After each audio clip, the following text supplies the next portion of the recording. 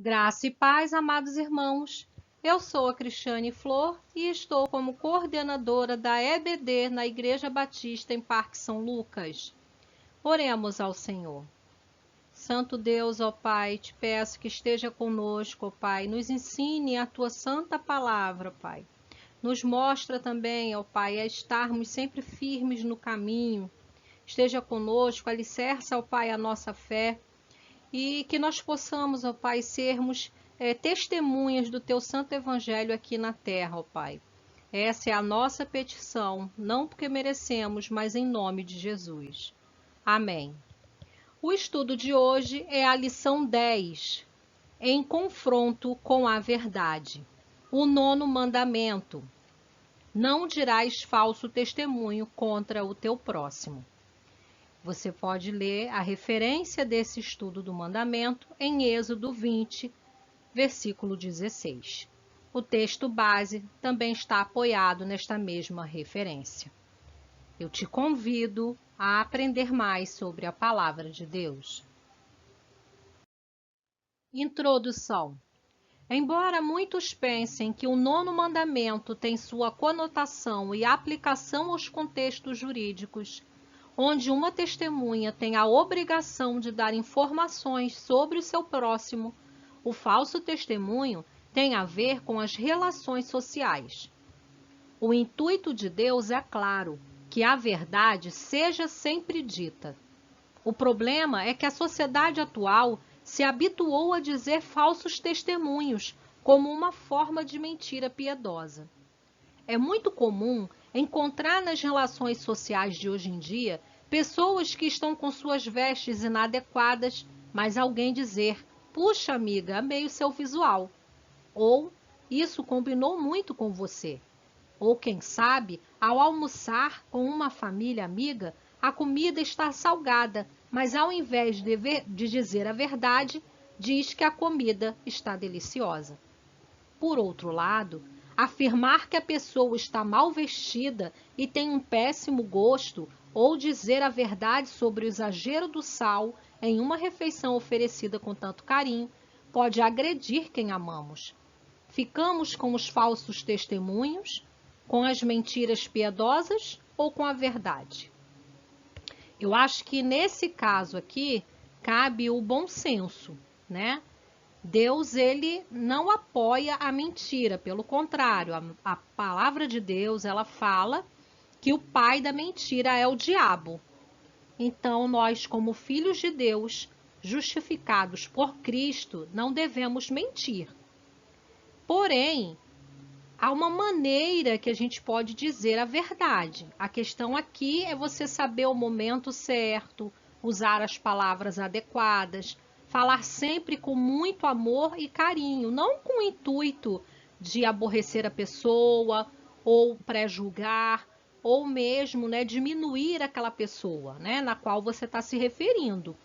Então, saber dizer a verdade é importante, sim, porque você precisa aplicá-la com muito carinho, né, com muito amor, para que você não venha a ferir aquela pessoa, tá? A Bíblia também nos fala aqui em Provérbios, capítulo 17, versículo 7, o seguinte: os lábios arrogantes não ficam bem ao insensato, muito menos os lábios mentirosos ao governante. Então aqui, né, as pessoas, nós não devemos ser arrogantes, né, na maneira como nós vamos nos pronunciar. Não fica bem nem ao insensato, né? Quem dirá a uma pessoa que pelo menos ela tenta, ela se esforça em ser sensata, né? E aqui fala, né, sobre os lábios mentirosos ao governante, mas isso é para todos nós, aqueles que estão no governo e aqueles que estão sendo liderados por esse governante, tá? Então que fique aqui para nós essa palavra. A mentira não deve fazer parte do nosso cotidiano, mas devemos também saber falar a verdade, ok? Vamos continuar os nossos estudos. Tópico 1.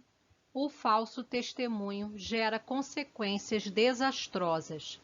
O Código Penal brasileiro, em seu artigo 342, diz que há uma punição de 1 a 3 anos de reclusão aos que levantam falso testemunho. O sistema jurídico hebraico era baseado no testemunho. Um falso testemunho poderia matar. Leia Deuteronômio, capítulo 19, versículos 16 até o 19.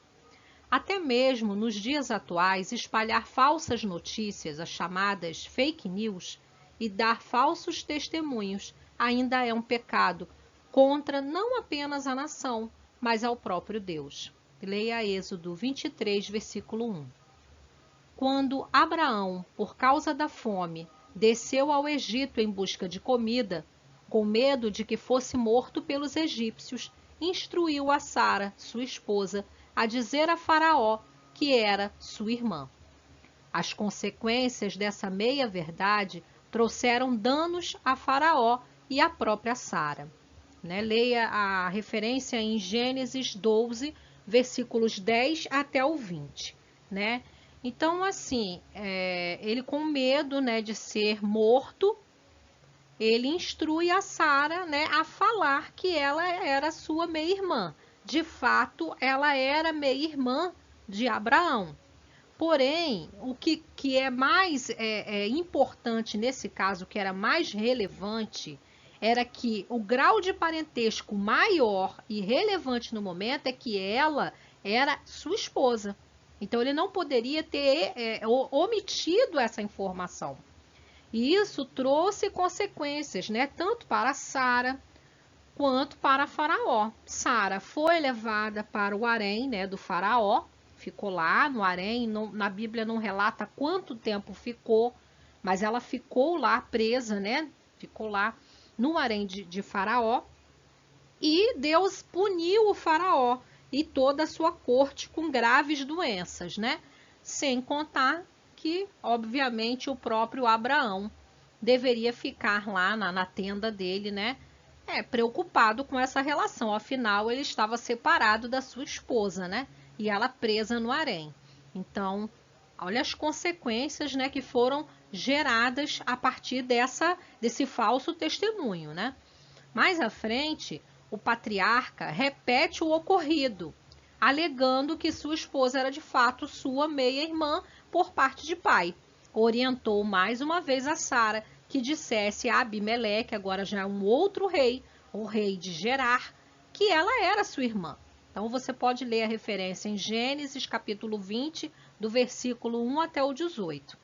Ao que tudo indica, Isaque, filho de Abraão e Sara, aprendeu que as mentiras técnicas funcionam em meio a atribulações relacionais, pois ele induziu a Rebeca, que não era sua meia-irmã, a lançar um falso testemunho de grau de parentesco ao rei também, é o mesmo rei de Gerar, tá? Isso tempos depois ele pegou e pediu, que a sua esposa falasse que ela era meia-irmã, tá? Isso repetindo a história que o próprio pai, havia falado. Qual a diferença? É que realmente havia esse parentesco, A Sara era meia-irmã de Abraão. Mas, como eu falei anteriormente, o grau de relevância aqui é que era esposa. E no caso de Isaque, era uma mentira completa.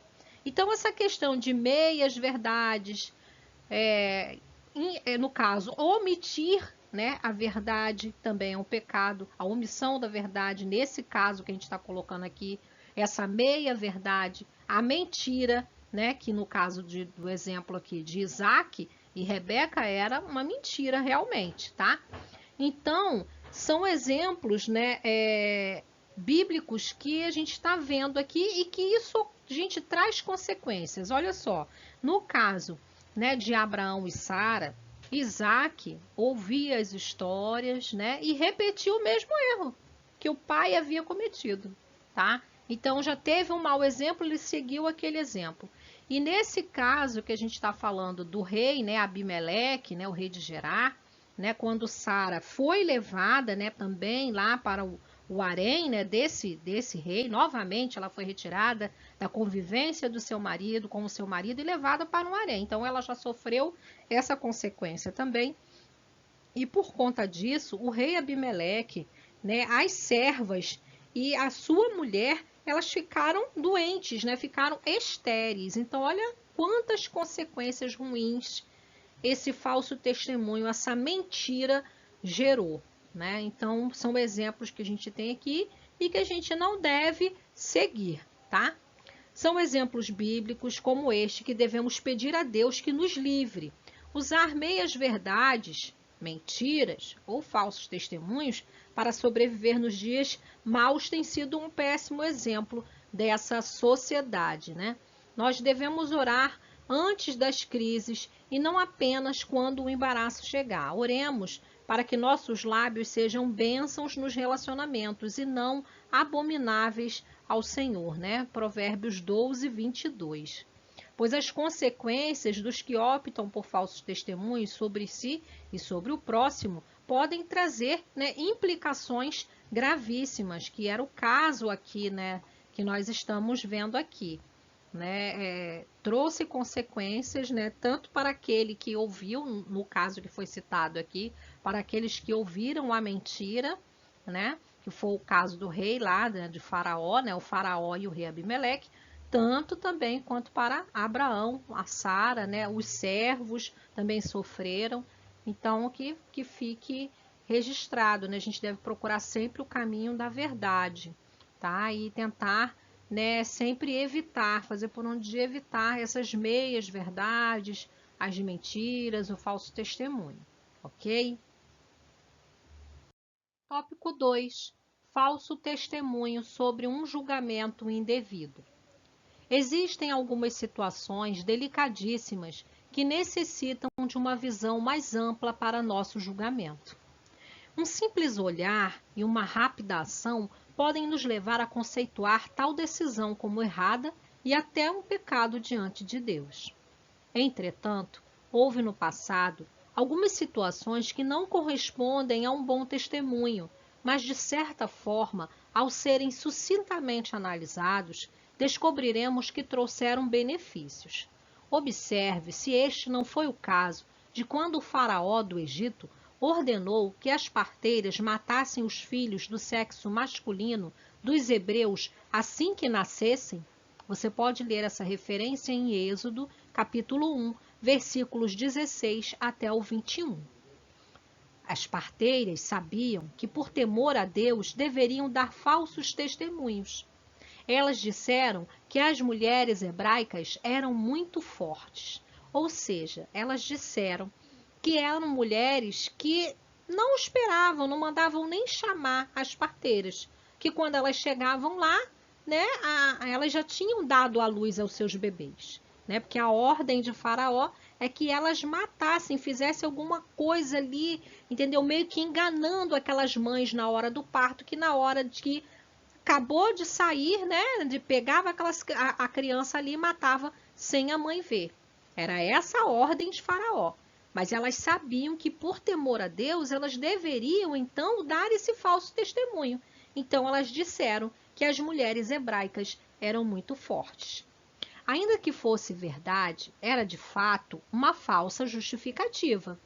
Contudo, o que nos chama a atenção é que Deus aprovou tal atitude das parteiras. Leia Êxodo, capítulo 1, versículo 20. Vejamos aqui, né, o versículo 20 e o 21 de Êxodo 1, tá? Que ele diz assim, olha, Deus abençoou as parteiras e o povo continuou crescendo e se tornou cada vez mais forte. O 21 agora. Como as parteiras temeram a Deus, ele foi bom com elas e fez com que tivessem suas próprias famílias. Então, a palavra diz que Deus, né, abençoou essas parteiras, tá? Então, assim, o princípio aqui em que o próprio Deus concorda é a preservação da vida, tá? Então, agora vejamos aqui um exemplo para os nossos dias atuais, tá? Imagine a polícia batendo a porta de um morador e perguntando onde se esconde o líder do tráfico de drogas da localidade. Se o morador souber e apontar a localização do bandido, ele pode vir a ser preso. mas a sua vida correrá grande perigo, pois nós sabemos que mesmo, né, eles presos lá dentro do presídio, eles comandam aqui fora. Então, a vingança por falar a verdade, né, pelo morador ter falado a verdade, ter denunciado a localização, poderá custar possivelmente a vida desse morador, né, que falou a localização, a vida da sua família, né, e colocar, né, no menor, né, dos problemas, colocar em risco a permanência deles nessa comunidade, né? Então, é um exemplo para os dias, né, que nós infelizmente estamos vivendo. É uma realidade que tem batido as nossas portas, né, infelizmente. E a gente pode se deparar com essa situação. Então, a gente não deve fazer julgamento, né, se esse, né, morador, esse irmão, omitir em falar a verdade. Porque ele está fazendo isso para poupar a sua vida, porque está correndo risco, tá? Está poupando, né? Querendo proteger a sua própria família, tá? E pessoas que ali, né, os rodeia, né? Porque essas, quando querem fazer vingança, eles não têm muito limite, né? Não tem limite para essa maldade, né? Então, nós não devemos julgar, tá? O que dizer, né, de Raabe? Esse já é um outro exemplo bíblico, né? A prostituta de Jericó. Ela não só escondeu os espiões, né, os espias que Josué enviou, como também disse que não sabia qual direção tinham tomado. Você pode ler a referência em Josué, capítulo 2, versículos 1 ao 24. Qual a intenção de Deus em não nos dizer se a atitude de Raabe foi correta ou imoral? Só mais tarde nós vemos que a Raabe, ela foi privilegiada por Deus ao entrar na genealogia de Jesus. Você pode ver em Mateus capítulo 1, versículo 5.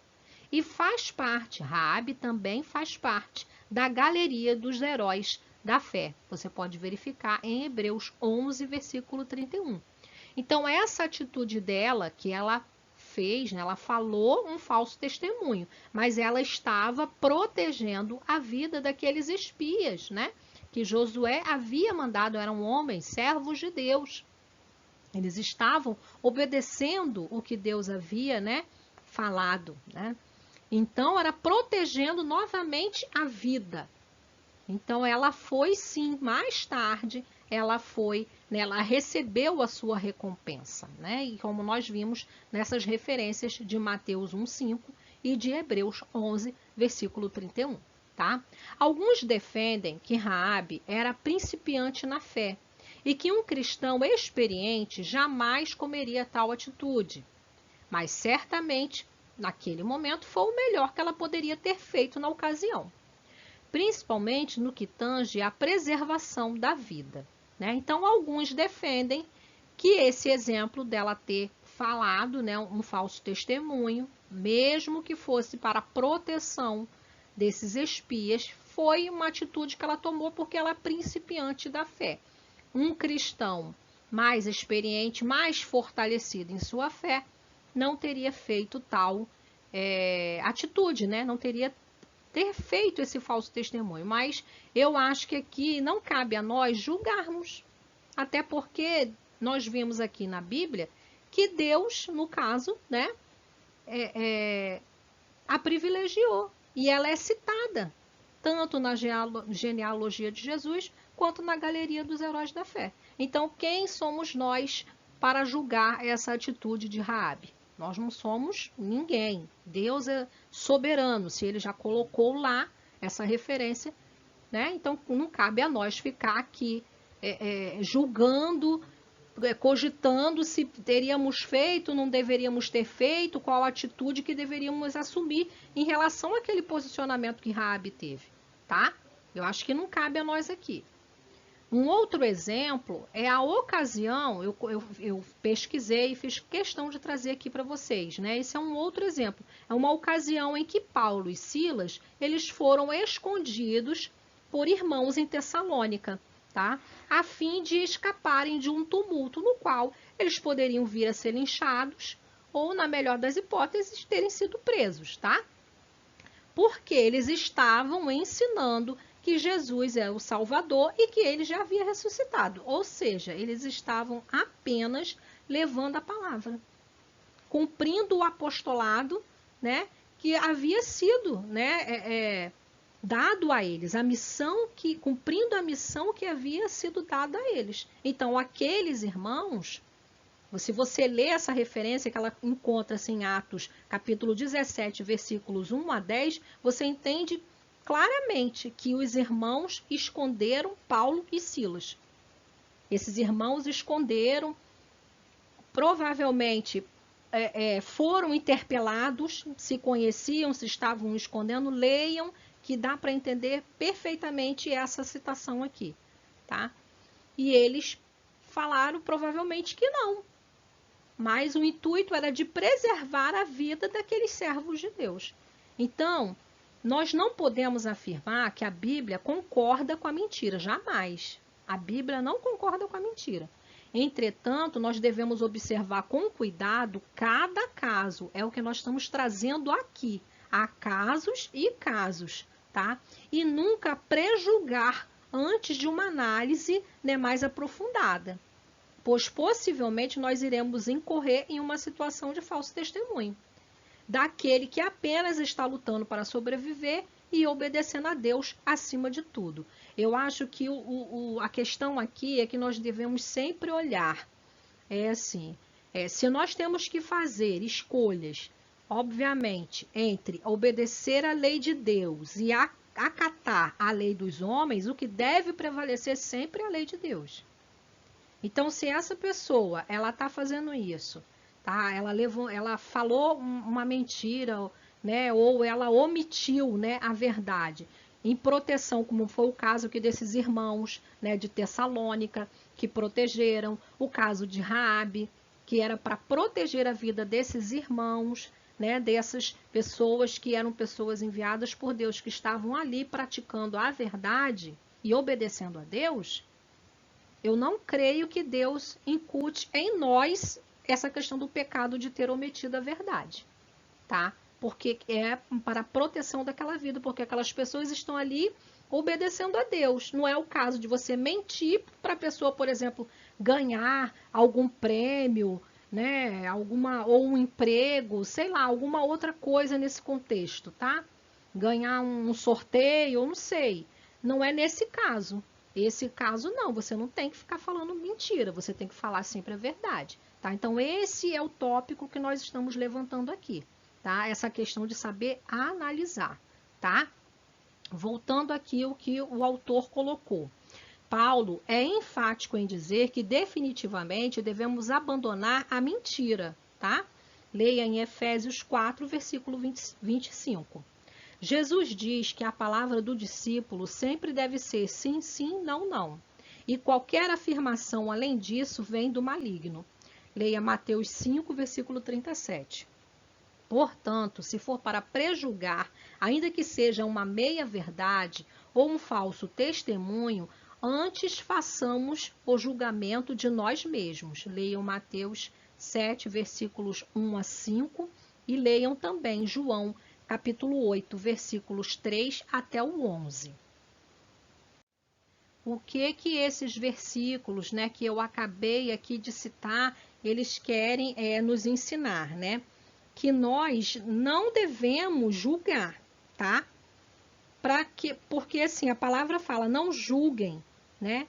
E assim vocês não serão julgados. Porque como vocês julgarem os outros, vocês também serão julgados. E a medida que usarem também será usada para medir vocês.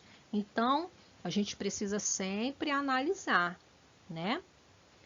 Analisar qual é a questão e a gente não deve prejulgar, tá? Não deve prejulgar, ainda que seja uma meia-verdade ou um falso testemunho, tá? Então, a gente não deve ficar prejulgando as pessoas, a gente tem que saber qual é o contexto total, o que está acontecendo nessa situação, porque às vezes é uma situação, como eu já falei anteriormente aqui nesse próprio slide, é para tentar resguardar a vida de uma pessoa, porque ela também está ali obedecendo a palavra de Deus, né? Então a gente precisa ver essa questão, tá? E a gente não deve julgar, porque com a mesma medida que julgamos os outros, nós seremos julgados. O julgamento cabe a Deus e todos nós iremos passar por esse julgamento. Todos nós, porque todos nós pecamos, tá? E fomos destituídos da graça de Deus quando nós pecamos, tá? Através do pecado original cometido por Adão e Eva. Então, só através de Jesus Cristo é que nós somos justificados. Então, não cabe a nós, não cabe a nós fazermos esse tipo de julgamento. Tópico 3. Falso testemunho em rota de colisão com os princípios de Deus. Se a mentira é filha do diabo, a fofoca é neta do maligno. A sociedade atual dá muito mais atenção às fofocas da mídia do que às verdades da Bíblia. O combustível das redes sociais são os boatos. Por que será que o 9º mandamento não é suficiente para combater as difamações? Talvez, porque exista sempre alguém que se sinta bem em ouvir o falso testemunho, tá?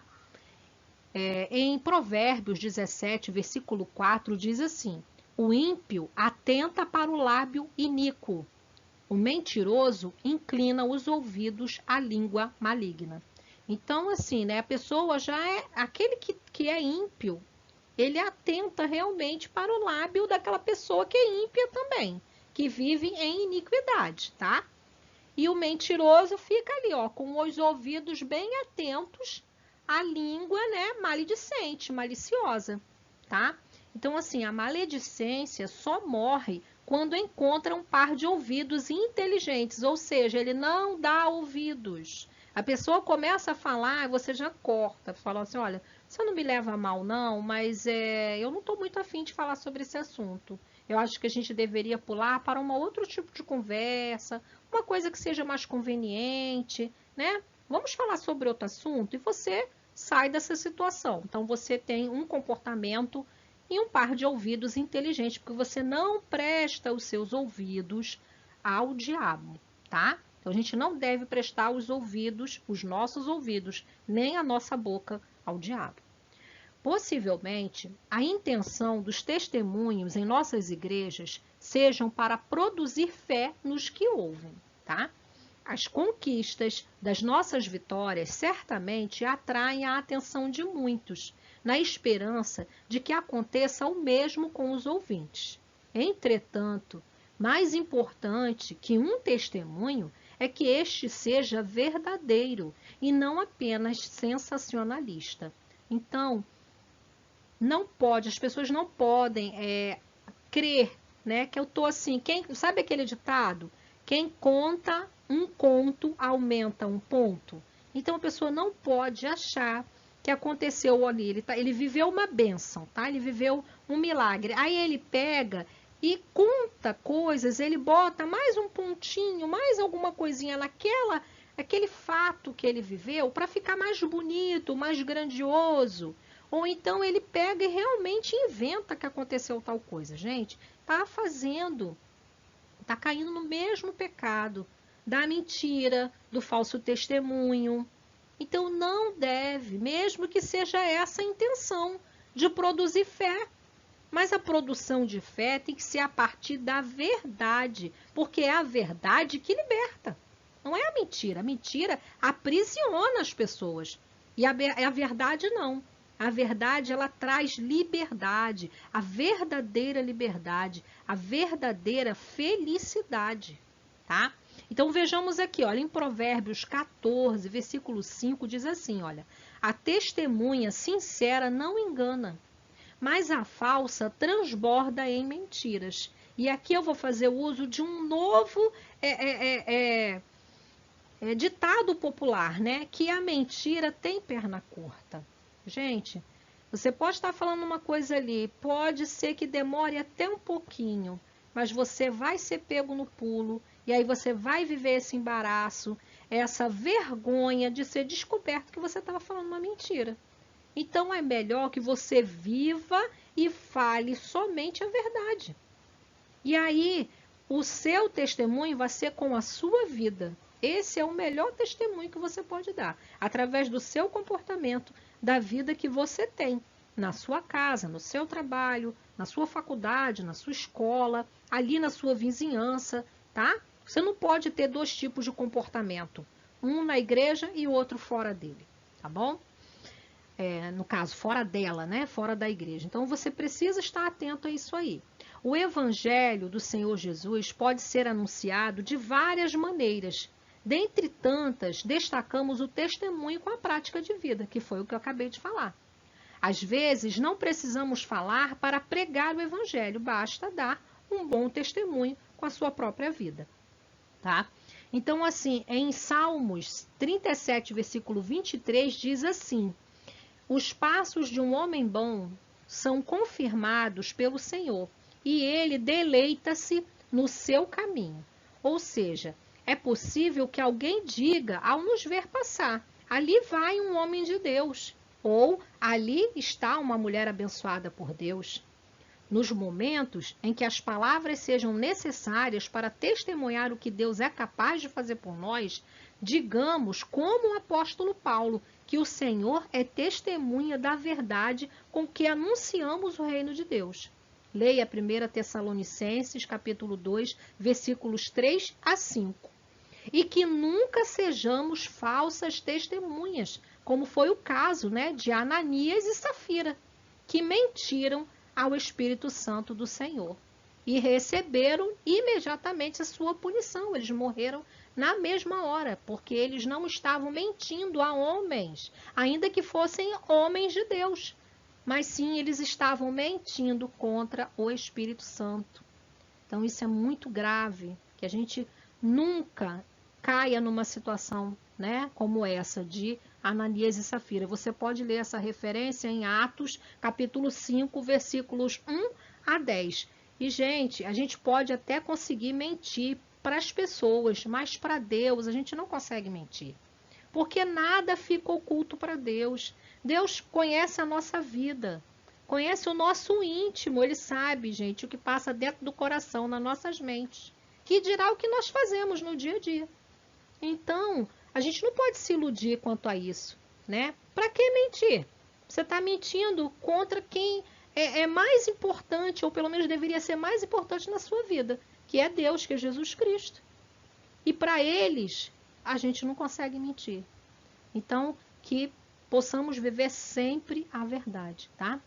A sociedade atual tem uma enorme dificuldade em manter a verdade acima de tudo, e com isso proferir bom testemunho dos seus atos e do seu próximo. Somente os seguidores de Cristo conseguem entender o 9º mandamento. Dar testemunho verdadeiro é saber que seremos encontrados no caminho da salvação. Afinal, ele é o caminho, a verdade e a vida. Leia João 14, versículo 6. Jesus é o caminho, ele fala que ele é o caminho, ele é a verdade e ele é a vida. Então, como eu falei, não tem como a gente mentir. A gente pode mentir para as outras pessoas, mas para Jesus Cristo, para Deus, o Espírito Santo, a gente não mente. E não devemos mentir, tentar enganá-los, porque isso traz consequências enormes, terríveis. E a gente deve fugir disso. Amém? Queridos, essa foi a lição de hoje. Que Deus os abençoe. Eu espero que a gente tenha conseguido aqui trazer muitas reflexões acerca do 9º mandamento, tá? E que a gente possa pensar melhor sobre, e fazer uma análise, uma autoanálise da nossa vida, tá bom? É isso que eu espero para todos vocês. Eu também aproveito para fazer essa análise, tá bom? Então, que Deus os abençoe, fiquem com Deus, e até a nossa próxima aula. Tchau!